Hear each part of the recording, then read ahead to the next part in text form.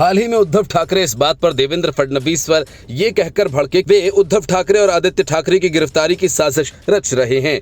100 करोड़ हर महीने की वसूली मामले में 1 साल तक जेल की हवा खाकर निकल चुके अनिल देशमुख ने देवेंद्र फडणवीस पर यह आरोप लगा दिया कि उनके कहने पर ही परमबीर सिंह ने वसूली मामले में अनिल देशमुख का नाम लिया। मतलब दोनों नेताओं ने देवेंद्र फडणवीस पर अपनी तरफ से गंभीर आरोप लगाए, लेकिन दोनों ने अपने आरोपों के संबंध में कोई सबूत नहीं रखा। देवेंद्र फडणवीस के पास पक्के वीडियो के सबूत हैं, जिसके आधार पर उन्होंने एमवीए सरकार पर गंभीर आरोप लगाए और कहा कि एमवीए के शासनकाल में उनको और बीजेपी के दूसरे नेताओं को फंसाकर जेल भेजने के लिए अफसरों को सुपारी दी गई। फडणवीस के इस खुलासे के बाद महाराष्ट्र की सियासत गर्म हो गई। फडणवीस ने कहा कि महाविकास आघाड़ी सरकार के दौरान झूठे मामले बनाकर मुझे गिरफ्तार करने की साजिश रची गई, मगर ये गनीमत रही कि हम उस समय इनका पर्दाफाश करने में सफल रहे।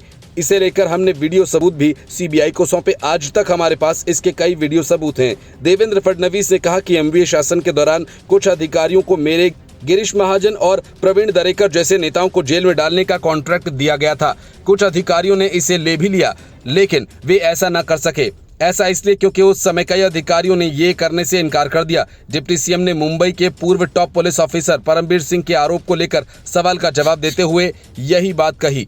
उन्होंने आरोप लगाया कि राज्य के पूर्व गृह मंत्री अनिल देशमुख ने उन पर बीजेपी नेताओं के खिलाफ झूठे मामले दर्ज करने के लिए दबाव डाला।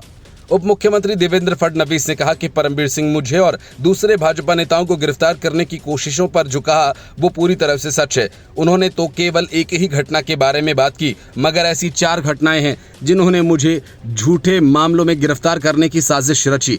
महाराष्ट्र के पूर्व गृह मंत्री अनिल देशमुख ने बीते दिनों दावा किया कि फडणवीस ने परमबीर सिंह को गिरफ्तारी से बचाने की कोशिश की थी। साथ ही एमवीए सरकार को गिराने के लिए सिंह से उनके खिलाफ आरोप लगाने को कहा था। भाजपा ने आरोपों को खारिज करते हुए कहा कि यह फडणवीस को बदनाम करने की रणनीति थी। बीजेपी ने सवाल भी उठाया था कि एक नेता जो उस समय विपक्ष में था वो पुलिस अधिकारी से ऐसा कैसे कह सकता है। फडणवीस और सिंह दोनों अनिल देशमुख की ओर से उनके खिलाफ लगाए गए आरोपों को अलग अलग खारिज कर दिया। देशमुख के दावों के बारे में पूछे जाने पर उप मुख्यमंत्री फडणवीस ने कहा कि झूठ बोले कौवा काटे काले कौवे से डरियो। सिंह ने आरोप लगाया था कि देशमुख ने गृह मंत्री के तौर पर अपने कार्यकाल के दौरान पुलिस अधिकारियों से बार और रेस्तरां से हर माह 100 करोड़ रुपए वसूलने को कहा था। इस आरोप के मद्देनजर देशमुख ने 2021 में गृह मंत्री के पद से इस्तीफा दे दिया था।